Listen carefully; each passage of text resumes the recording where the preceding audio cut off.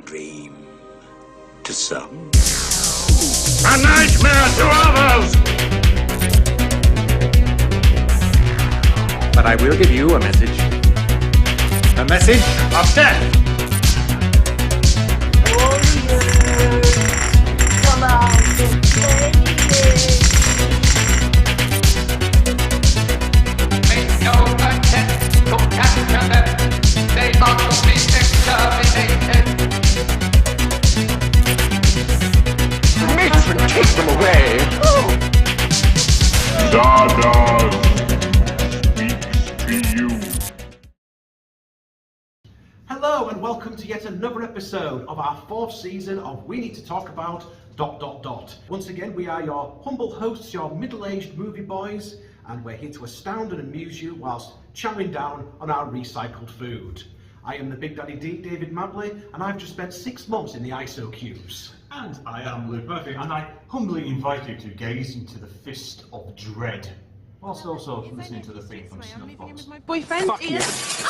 Yes, if you haven't clocked on by now, by the title of the video or by our introductions, we are going to be talking about Judge Dredd. Now, we did mention Dredd in our Hawk the Slayer episode, what was the comic book sequel tie-in with 2000 AD. For this particular video, we're going to be talking about, in particular, the 2012 Dredd film. Yes. Perhaps one of the finest action films that have come out in the last decade, and I say that without any hyperbole at all. Although at some point we may have to briefly touch on the 1995 Judge Dredd film starring Sylvester Stallone. As long as it's only very, very briefly. But yeah, once again, I feel that we are getting just a little ahead of ourselves here.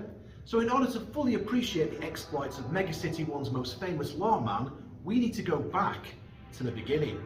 And in this case, that means the comics. So, Judge Dredd is a character from the long-running British comic book series 2000 AD. Dredd is he's a police officer in the future where crime has become so plentiful that the roles of police, judge, jury and even executioner are rolled up into one.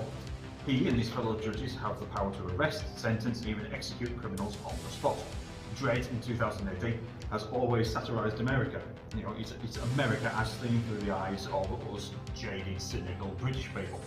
The sense of humour that is, things aren't quite right over there. Which is probably one of the reasons why the characters in the comics haven't always struck gold over in the States, which is very, very odd considering that Robocop blatantly took some ideas from 2000 AD in their comics, including some of the film's most famous lines. Please put down your weapon.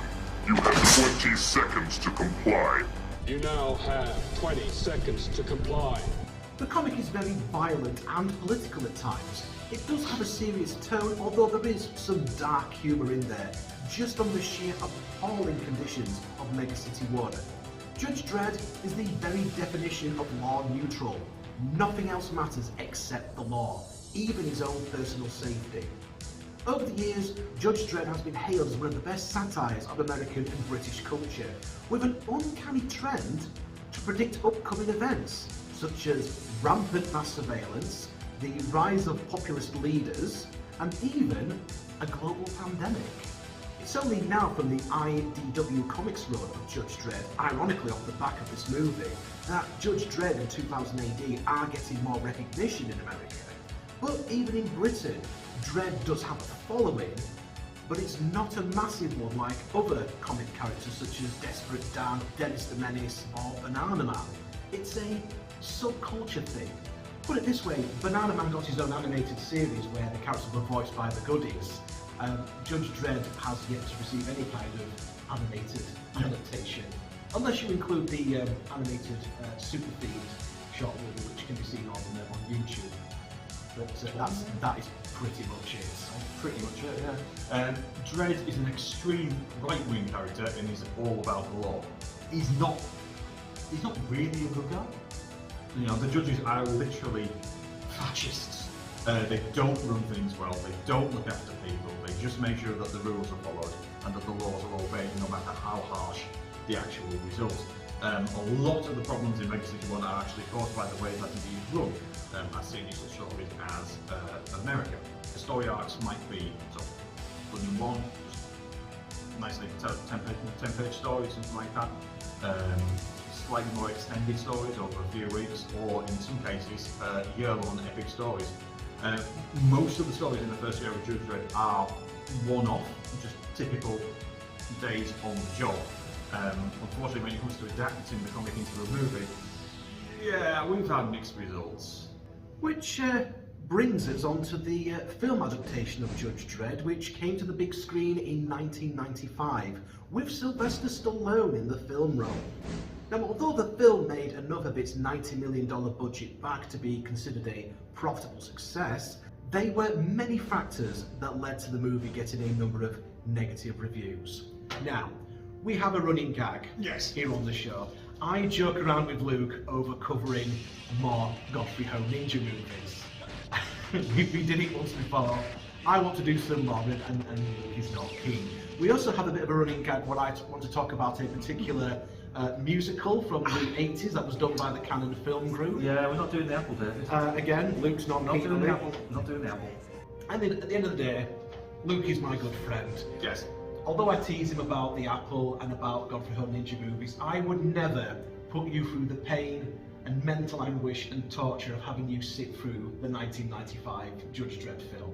I value our friendship far too much to put you through that. Thank you. I appreciate that. However, Oh God. we do have to briefly touch upon the 1995 Judge Dredd film in order to fully appreciate what we get in 2012. Yeah, so the character of Judge Dredd has never ever removed his helmet in the comics at all. When this movie version of Judge Dredd removes his helmet within the first 15 minutes of the film to, blatantly show that Sylvester Stallone is your leading man, fans of the comics were outraged. As Stallone was one of the highest paid actors in Hollywood at the time, yeah, we can understand you've got to show the face. It's taken a while, but I'm now over that. Well, you're paying the guy $6 million. Yeah. So I kind of understand why you would want his face on the screen. I mean, originally the studios were wanting to get Arnold Schwarzenegger for the role. He was actually considered for the part of Judge Dredd. So you could have had Sly or you could have had Arnie. What's the lesser of two evils? What's the lesser of two evils in that situation? Multiple people had already worked on this script. It sort of come and gone. At one point, the film was a straight rated R, and then they tried to sort of scale it back a bit because they wanted to sell toys and merchandise off the back of this. We saw the same thing with Spawn and other sort of like films, action films throughout the sort of 90s. It's like, can we dumb it down a bit? Can we tone it down a bit for the kids? It's like, this is not for the fucking kids. It really isn't. I mean, just very, very quick aside, Spawn, the film, is awful. Yes, it is. And strangely enough, the animated series, however, is really, really good. That's brilliant, and you can actually watch all of that on YouTube. But the film itself is dreadful. But there was a weird obsession during the 80s and even the 90s where it's like, let's take this strictly adult-orientated franchise and make it for the kids. We had a Rambo cartoon in the 80s. We had Alien and Predator and Terminator action figures for the kids. Yeah. In the 90s, all of this weird sort of things going on. There was even a Robocop cartoon. But yeah, Dredd had already gone through a number of rewrites already, the 1995 Judge Dredd film, until eventually it got co-written by a chap called Steven D'Souza, who would later go on to write and direct Street Fighter the movie, which is another potential future episode. We have mentioned it a few times already. Now, D'Souza came onto the project after a number of writers had come and gone, and by this point D'Souza had developed the type of reputation of being the type of writer that could take a story that many a Hollywood screenwriter was struggling with and actually turn it into something that Hollywood executives wanted to read and actually then start throwing cash at. He managed it with the Flintstones. I mean, say what you want about the Flintstones, but that languished in development hell for quite a while until he managed to get a coherent script out of it. And I suppose... Yeah, for a Flintstones movie, it was coherent. Yeah. Well, it could have been worse. It could have been very much worse, yes. And he did the same with Street Fighter, but that's a story for another time. Yeah, I mean, the original script was said to be a lot more different in tone than what we actually eventually got on the screen. So it is entirely possible that Stallone himself might have had some influence on the script, both good and bad. The film takes the humour of the original comics far too literally. It even goes as far as bringing in Rob Schneider as Judge Dredd's annoying comedy sidekick. Okay, it's Rob Schneider, it's his shtick, it's what he does, and he does it very, very well. We'll leave it at that. What does this film need? I know, Dukes Bigelow. Yeah, what does this film need? You know, the comedy guy that ends up in Adam Sandler films and just says, "You can do it!" Yeah, we'll have him. You can do it, Dredd! So, Schneider's character has a flimsy backstory about him being a computer hacker. And although it is amusing at first when he's arrested and re-sentenced shortly after getting out of jail, all because he hid inside a vending machine to avoid getting shot at, he just carries on being there throughout the film. His part seems like a complete afterthought. Yeah. If seeing him getting arrested at the start of the film was like the only time we saw Rob Schneider's character, you know, he gets out of jail, he's shortly arrested again afterwards, and it's really totally unfair. If that was the last bit of scene of him, that might have been fine. That'd have been fine. Would be fine. I don't think there'd have been any objections. No. However, yes, he shows up again and he doesn't leave Dredd's side until the end of the film. He doesn't, and he's bloody annoying. The main villain of the film is Dredd's cloned brother Rico, as played by Armand Desante, who normally used to be appearing in, I think, mafia movies. He is a fine actor. Let's put it this way: he is a wonderful, wonderful actor. But the way he plays this character is massively, massively over the top. I mean, you can't help but laugh. Why did you touch me? You killed innocent people. The means to an end. You started a massacre. I caused the revolution. You betrayed the law. Law! I mean, Can any character in this film say law? no, they can't. Law! Law! I mean, the film takes a number of Dredd stories from the comics and sort of tries to put them all into sort of one, just over 90-minute film. So there's stuff in there from the day the law died, the return of Rico, Block War, the Angel Gang. They turn up for no reason whatsoever, just because, hey, it's part of Judge Dredd, let's stick them in there. In particular, Mean Machine, which, if anybody doesn't know who Mean Machine is, this is a thing. So, Mean Machine Angel is part of the Angel Gang, which is, I think it's about 4 or 5 or whatever. And part Angel had basically taken the youngest of his sons, who was a little bit of a weakling, and then had grafted a massive great big cut one arm off, massive great big cybernetic arm and another, taken his skull and replaced it with a massive great big metal cybernetic skull with a dial on the front of it which controls his anger. The lowest setting being surly and the highest setting being I don't know what, and he headbutts people. Yes, this is a thing. He's probably, however, one of the most best loved Judge Dredd side characters, actually.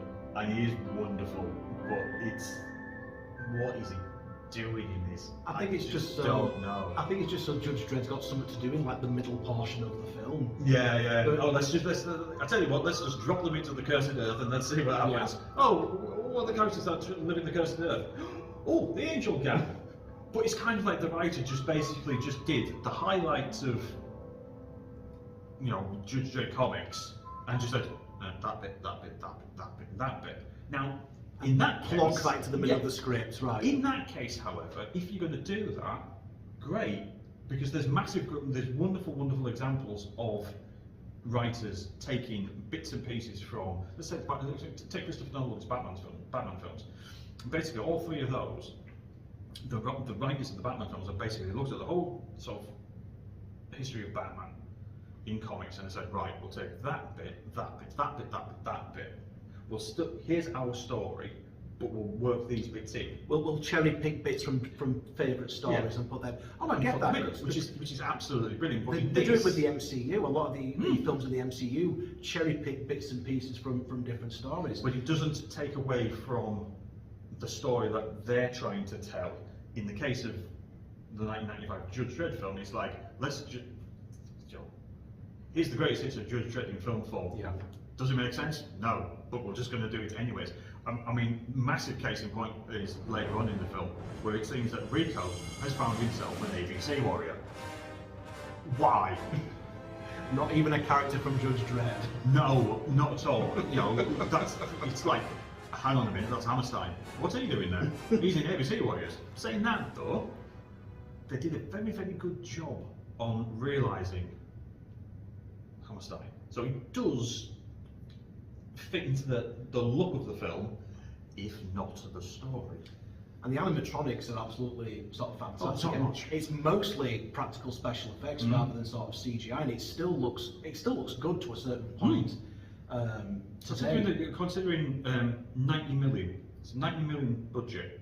I mean, you can see where that $9 million was spent. The film does look great. Mega City 1 does look like the futuristic dystopia that it is depicted as in the comics. Although it looks like they took maybe a little too many inspirations from Blade Runner. The guns and the armour for the movie look as suitably over the top as they were seen in the comics, you know, massive eagle and all on Dredd's shoulder. I'm not sure that we needed to have the massive gold codpiece though. That seems a little bit distracting. That was a little too much. Yeah. The music for Judge Dredd is a fairly sort of standard action movie soundtrack, so much so that the main Dredd theme would later be used in trailers for The Phantom and Lost in Space, amongst other movies. Now, I have to admit, I did actually own the soundtrack CD for this film at one point, and I enjoyed the soundtrack more than I did the film. The soundtrack featured such popular pop and metal bands like The Cure, White Zombie and Left Field. And at one point there was set to be a Manic Street Preachers song as part of the soundtrack. The song Judge Yourself was influenced by the comic and was also intended to become sort of part of this soundtrack. It reached the demo stage, but after the main singer and guitarist Richie Edwards disappeared under mysterious circumstances, and is still yet to be found to this day. After that, the other members of the band said that a song for a soundtrack was the last thing on their mind, which is perfectly understandable. Edwards himself was heavily influenced by the Judge Dredd of 2000 AD comics. The slogan, "Be pure, be vigilant, behave," from the 2000 AD strip Nemesis the Warlock, was included in the song PCB. In comparison with that with Dredd's soundtrack, the Dredd 2012 soundtrack, you're not getting like big orchestral hits or licensed bands doing the music for it. It's mostly music that kind of sort of sets the tone and what have you. Yeah. It's probably not the type of soundtrack that you would listen to in isolation away from the film itself. Although I have to admit, I did sit up and pay attention when Donald Gleason's character is listening to the main theme tune of Snuffbox, sung by Matt Berry, which I highly approve of. Absolutely. And if you could hand this on to my boyfriend. Fuck you. Whiskey? I mean, the film fails on many parts. It fails to please its core audience, and it fails in an adaptation of the comic. Not just removing the Hellwind and keeping it off for a good portion of the film, but it also has a love interest for Dredd in the form of Judge Hershey. Something that is strictly forbidden between judges. Or between judges and anybody else for that matter. Judges aren't allowed to be sort of married or fraternise with the citizens. What the... No. I have to say though, oof, Martha Kent got about a bit, didn't she? Must be that spandex. Yeah, moving on. The first 15 minutes do actually show some promise. We see Dredd in action delivering death sentences along the way. We see him riding on the Lawmaster motorbike, using sort of the lawgiver's gun, all the different firing types, all the different various sort of versions of bullets, you know, armor piercing, double whammy. Double whammy.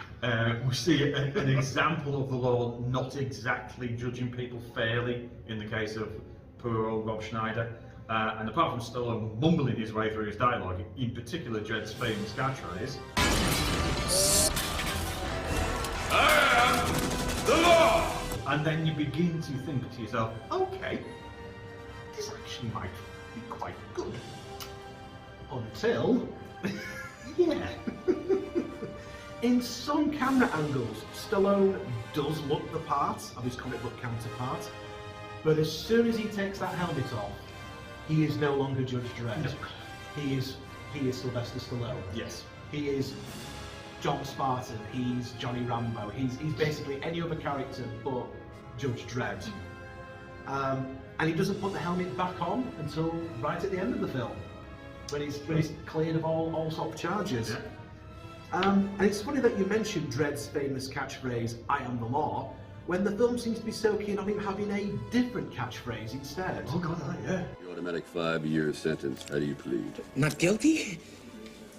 I knew you'd say that. Barbara, you're a menace. How do you plead? Not guilty! I knew you'd say that. How do you plead? I knew you'd say that! Feels good to be human, don't you think? I knew you'd say that. There is plenty of action in the movie, but there's just a lot of action movie cliches in there. And again, as an adaptation, it is a very, very compromised one. Although the film can be seen as a guilty pleasure, no it can't. It is pretty much universally disliked by Judge Dredd fans, yes it is, and it would cast an extremely, extremely large shadow over the character for many years afterwards. So, just to sort of bring this portion of the review up to a sort of respectable close, yes, it is a perfectly serviceable enough sci-fi movie. It looks pretty good, there's some great practical special effects, models and animatronics, but as a Judge Dredd movie, it is fucking terrible. If you really want to see Stallone kicking some arse in a futuristic setting, then Demolition Man is going to be the much more entertaining option to go for. Yeah, absolutely. At least with that, you've got Wesley Snipes. Yes. You know, What is your boggle? what is your boggle? Throwing people through glass windows and Sandra Bullock like channeling Jackie Chan by doing spinning roundhouse kicks. Yes. You know. Yes. I mean, in the US alone, the film won several Worst Film of the Year awards, and it currently holds a 15% rating on Rotten Tomatoes, which actually makes it lower than any other movie we have ever covered on this show. Whoa, hang on. Does that include Santa with muscles? Yes. Even Santa with Muscles scored better than this on Rotten Tomatoes. And that's all you need to know Yes. about this film. Absolutely. Now, strangely enough, even though we've just spent the past 10 minutes talking about this film, we're not actually here to talk about that film. Thankfully, we're here to talk about this one.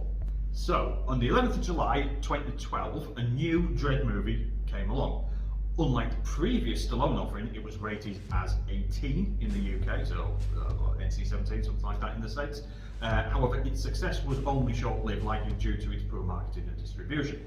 In some countries, the film was promoted as Dredd 3D, which led many audiences to believe that it was just a 3D re-release of the Stallone film, and so decided to avoid it. And can you really blame them? I mean, can you imagine Rob Schneider coming out at you in 3D? I don't want to imagine Rob Schneider in 3D, thank you. Even audience members that wanted to see the film had difficulties in doing so, as it did not receive a very, very wide distribution in cinemas. Dredd had come along at the time when 3D was a massive additional cash grab, thanks to the success of Avatar. Many other movies, such as the remake of Clash of the Titans, were repositioned for a 3D release in order to squeeze a little bit more money out of their audience. Dredd was an independent production, costing a very moderate $45 million to make, and only managed to make $41 million back worldwide, which wasn't enough to consider the movie a success. However, it was met with great reviews. Not only did fans of the comic book love it, but the film also received high praise from John Wagner, the creator and writer of the original comic, who had previously been very vocal in his dislike of the 1995 film. Yeah, and the movie certainly did help to wash out the bad taste of the Stallone film, which obviously for years had actually actively put off many film studios from attempting another adaptation of the character. Early drafts of the Dredd script involved Judge Death and the Dark Judges. The script eventually was written by Alex Garland, the same writer of 28 Days Later and Sunshine. However, it was felt that this film should instead introduce the characters and the world building to the audience first, and that any other of Dredd's iconic villains and situations, etc., should be saved for a sequel should this particular film be a success. So therefore this is it's a more grounded story, one that is sort of depicted as a typical day in the life of Mega City 1's most prominent judge. Now the costume this time is probably not as comic book accurate as the Stallone film, but the design has been kept streamlined in order to make it look more realistic and practical within this particular world that they're building. The large eagle has been removed from the shoulder pad, as well as, thankfully, the large gold codpiece. There's more padding and body armour. It already looks like it's been through the mill at the start of the film before Dredd even starts his mission. Dredd's armour is definitely not all shiny and pristine like the armour that Stallone wore. Yeah, and more importantly, oh yes, Dredd does not remove his helmet through the entire film. Ever. The Lawmaster motorbike and the Lawgiver gun are also present this time, and once again shows off sort of the different ammo and the firing types throughout the film. Karl Urban plays Dredd this time round, having actually approached the producers themselves for a role in the film. Karl was already a well-known actor at this point due to his starring roles in The Lord of the Rings and Star Trek, so he gave the movie bankability and got the part, and thankfully had enough respect for the source material to not actually have his face shown at any point. Yes, and for that reason, Urban found the role challenging purely because the character never removes his helmet, requiring Urban to convey emotion without using, this half of his face. He viewed the character as an average man with an insanely tough job in a fragmented society, and likened Dredd's heroism to that of a firefighter. The role also demanded physical preparation, sort of intensive physical training to become, in his own words, a beast of a man. He also underwent weapons and technical training to learn how to operate under fire, arrest criminals and breach doors. He insisted on performing his own motorcycle stunts for the film. He played Dredd with a slightly raspy, harsh voice, akin to a saw cutting through bone, which he found very, very difficult to sustain. Negotiations over. Hey, what are you doing? You hear what I said? I'll kill the bitch! Yeah, I heard you, hotshot. Lena Headey is the main villain of the film, the drug lord, Ma. She's not a character from the comics, as far as I'm aware, and she does seem to have been created entirely for the purpose of the film.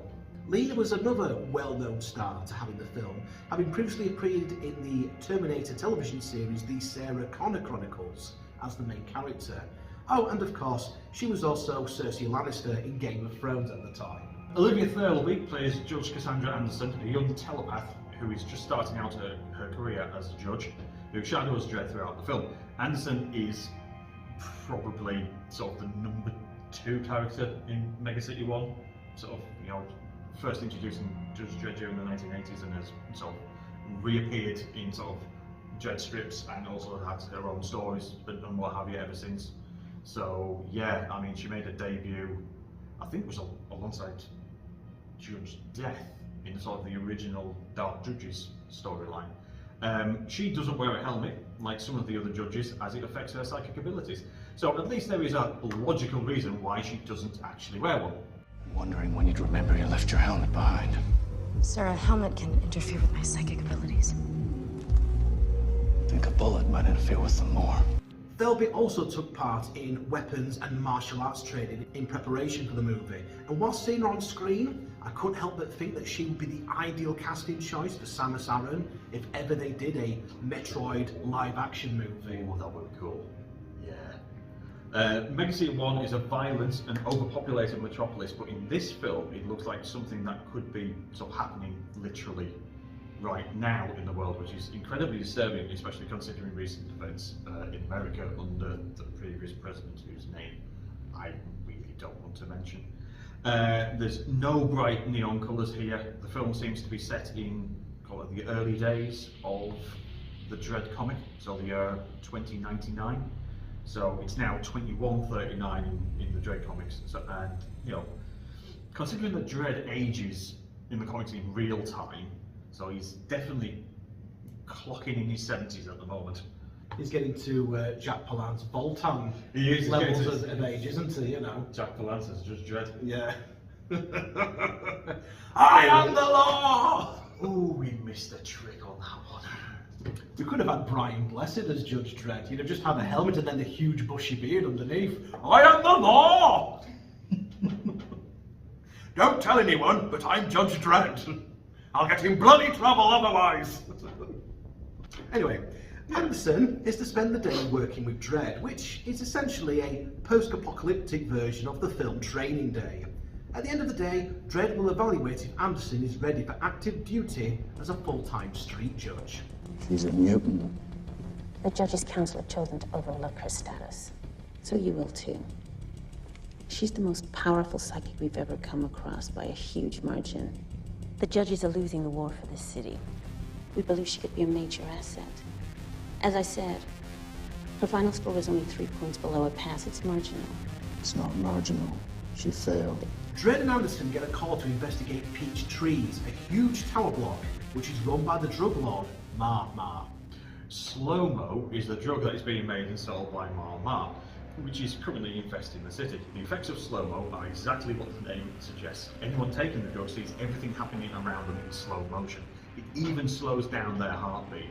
This also results in turning some of the film's grisly shootout scenes into super saturated slow motion sequences, which must have looked, amazing when it was originally shown in 3D.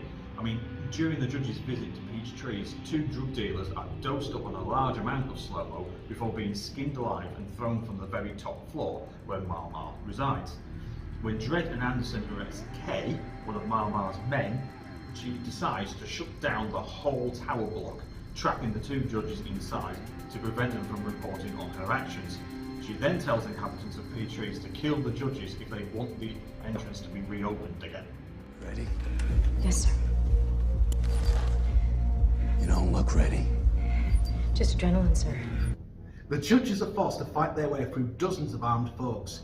Arriving at the 76th floor, Dredd and Anderson are assaulted by Ma and her men with rotary cannons that rip through the walls, killing numerous residents.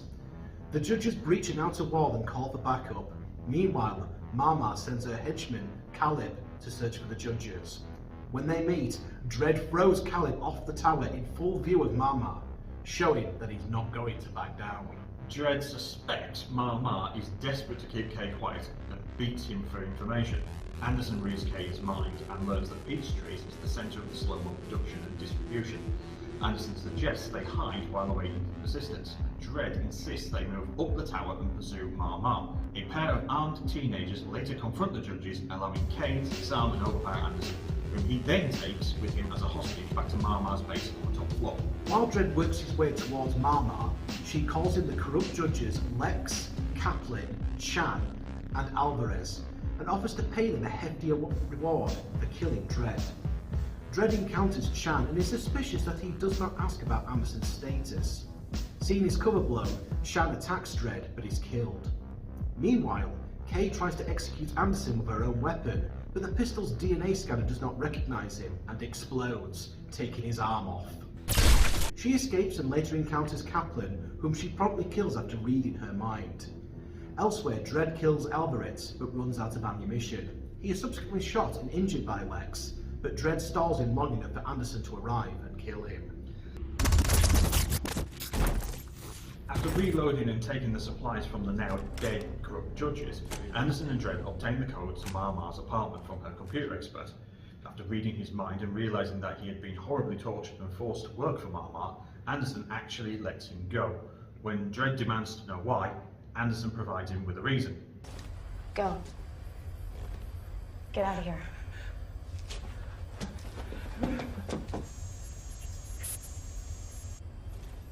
Mind explaining yourself, rookie? Abetting a felon is not just a fail offense. It's a crime. I already picked up the fail when I lost my primary weapon. I'm not going to be a judge, and I don't need to be a mind reader to know it.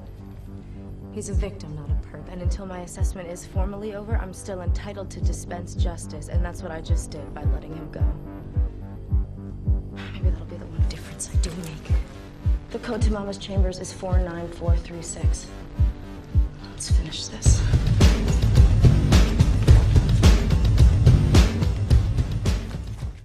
Dredd at first seems surprised at Anderson's response, but then we see what appears to be a little nod of approval. Even if he doesn't necessarily agree with her, he respects her logic in supplying law and order.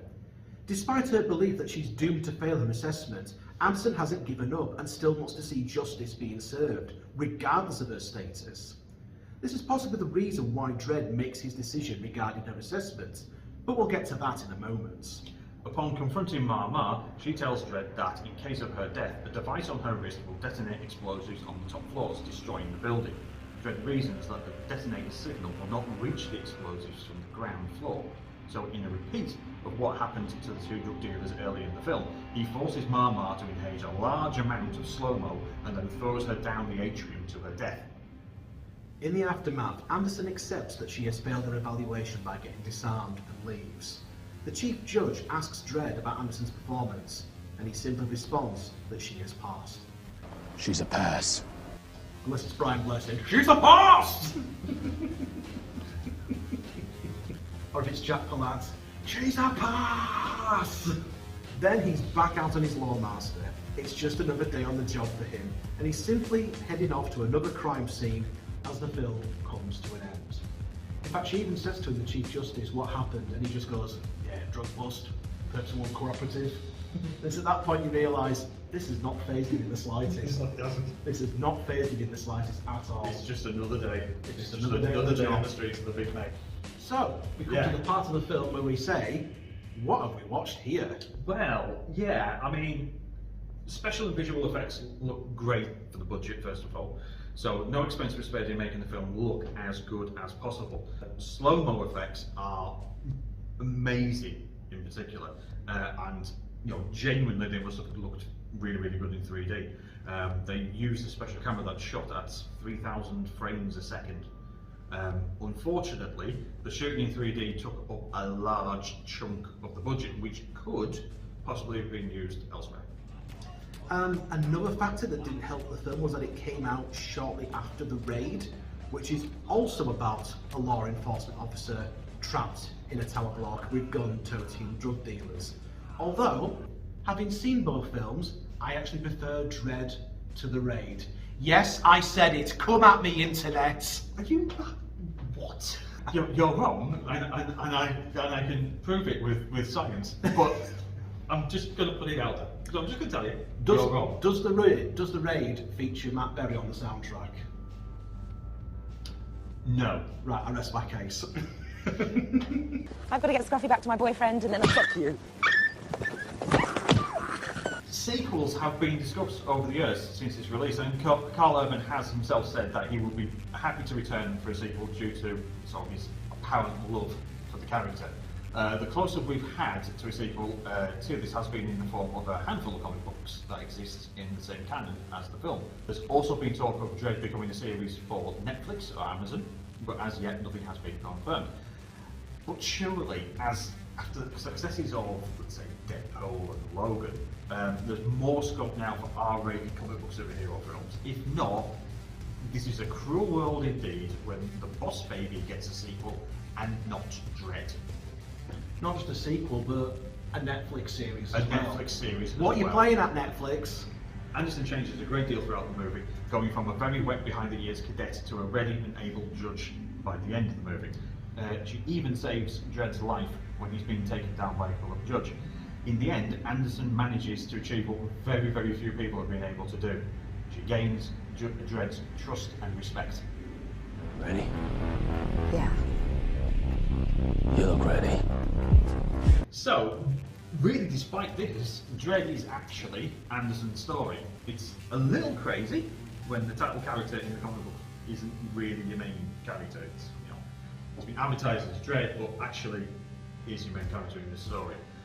It's really, really good. It's bold, it is groundbreaking, even today.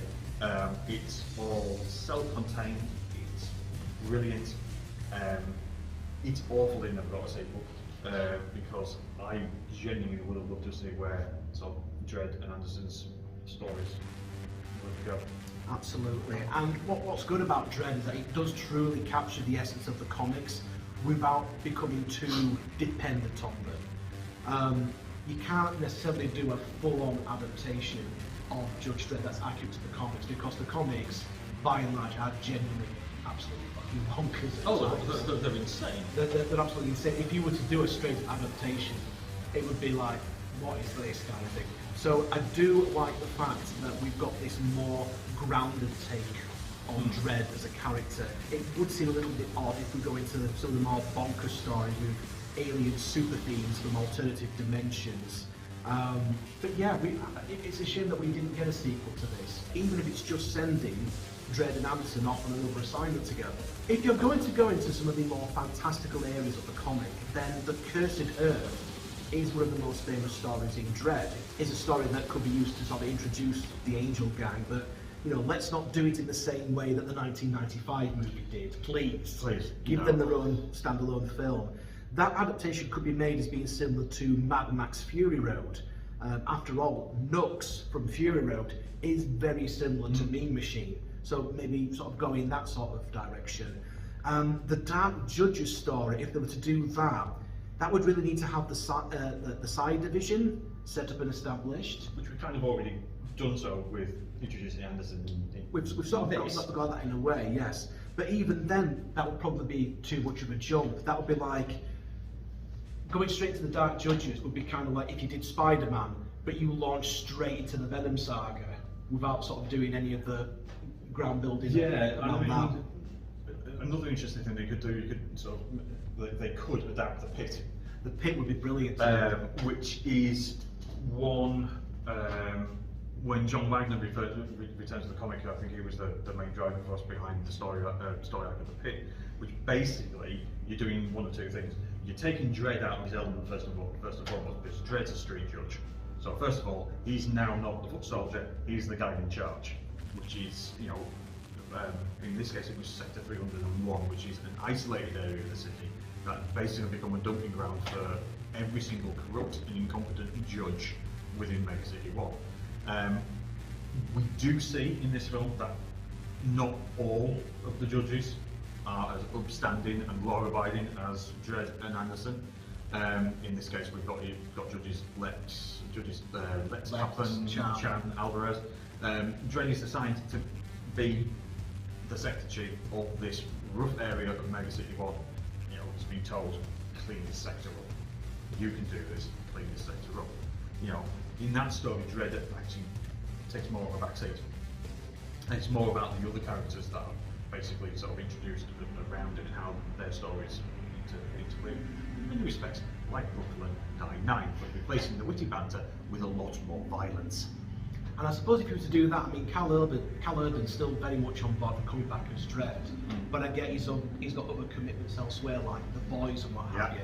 But if you were to do the Pit, yes, you would still have Dredd, but he'd be in a much sort of smaller capacity. He'd be there, he'd be sort of there like on each episode, but he wouldn't be the main character.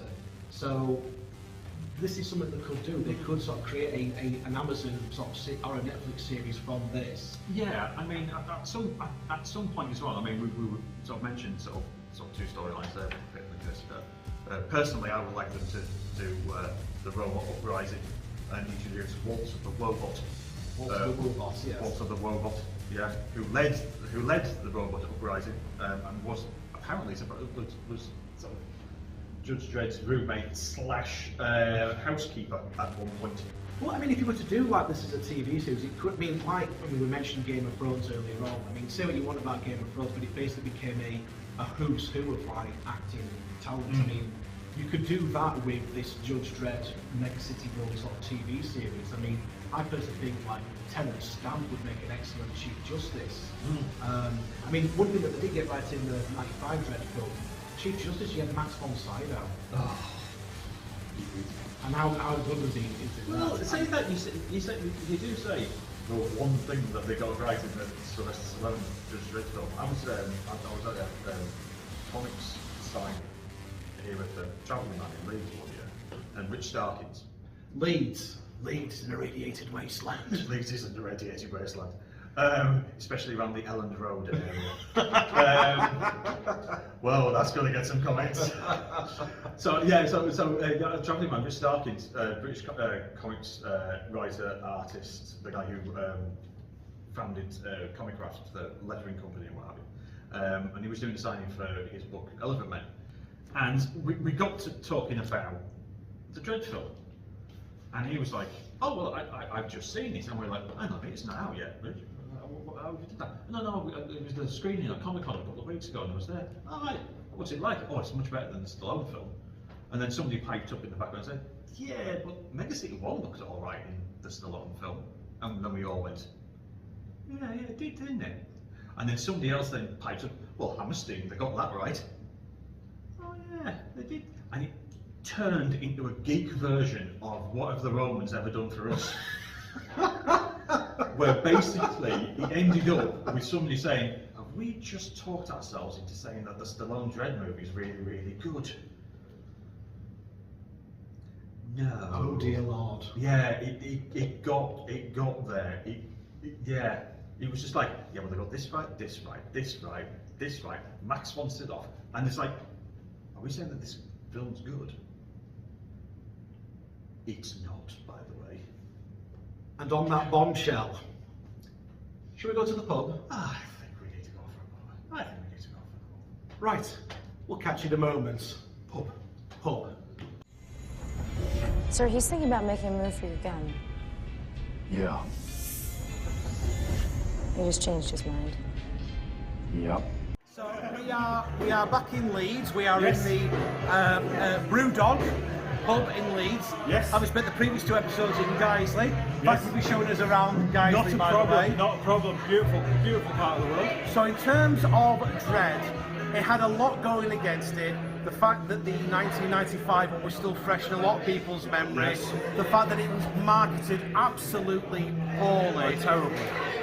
But despite all that, in terms of Dredd, it did do particularly well at the box office, but it's become a cult classic. It's become a favourite amongst fans of Judge Dredd in 2000 AD. Yeah. There's probably no chance of a sequel ever happening because of the fact that it didn't sort of do as well as what was performed. I mean, it would be lovely if it did. It would. But I'm not being funny. The film came out in 2012. It's 2022 that we're reviewing this, and there's still no sign of a sequel or a TV series or anything like that. But despite that, I will put Dredd up in the same echelon as films like Die Hard. We can agree that Dredd has been one of the best action movies of the last decade. The fact that our shtick on this show, on this channel, is we're talking about numerous films from the 60s, the 70s, the 80s, the 90s, and the fact that we're covering a film not even from the 90s but from the 10s. Yeah, from the 10s. I mean, it's only 10 years old. The fact that we're willing to sort of break from our usual wheelhouse and cover a film from this era says it all. Well, to be fair, we've broken from our usual wheelhouse when we're talking about films that genuinely people like instead of films that we only like and everybody else thinks are crap. Yeah. But this is genuinely a really, really excellent film. It didn't make its money back in the box office. But do you know something? So what? This is a film that fans of 2000 AD, fans of Judge Dredd, the comic strip character, can actually be really, really fucking proud of. And it's a wonderful, wonderful film. If a gap comes in the Karl Urban schedule at some point, fantastic. Let's go do Dredd. Let's do the Pit. Let's do Mega City 1. Let's do that TV series. Let's do something with it because as Rebellion, who own 2000 AD and the magazine these days, they are actively like, what can we do with our properties to do something? What can we do with our properties? And Dredd should be right up there with it. Right at the top of the list. Yeah, absolutely. Right at the top of the list. Although I would love to see Stroking Dogs. Sorry. So in conclusion, Dredd comes highly recommended by your middle-aged movie boys. Yeah, absolutely. But also watch The Raid as well. Also what? Also watch The Raid. Well, yeah, the Raid as well. All right, I will say that. Watch Dredd, but also watch the Raid as well. You will have a good time. Who do you side with? Him? Or me? No, I'm not saying the Raid is bad. I enjoyed the Raid, but I enjoyed Dredd that little bit much more. But it's just to say what happens in the comments section. Yes, leave comments. What do you think is better, Dredd or the Raid? Do you side with him? Let us know. Or me? Let the comment section blow up. Let the flame wars begin. We don't care. If this gets this video more comments, I don't give a shit. But put it this way, we're not going to fall out over it. Probably not, no. Although we might fall out if I continue to persist in saying we're going to do the apple. We're not going to do the apple. Yeah, we're probably going to do the apple. So, if you've enjoyed this video, please do the usual social media shtick. Leave a like, leave a comment, share this video across all your various social media gubbins. Will probably be under here somewhere. Absolutely. Subscribe to the channel to see more videos just like this if you want to see any more of our inane drivel. And be sure to come back very soon. It's been kind calling our shtick inane drivel. It is, isn't it? I mean, I thought we aspired to be inane drivel. And until next time, thank you very much for stopping by the Big Daddy D Reviews channel, and we will catch you again next time for another episode of We Need to Talk About the Dot.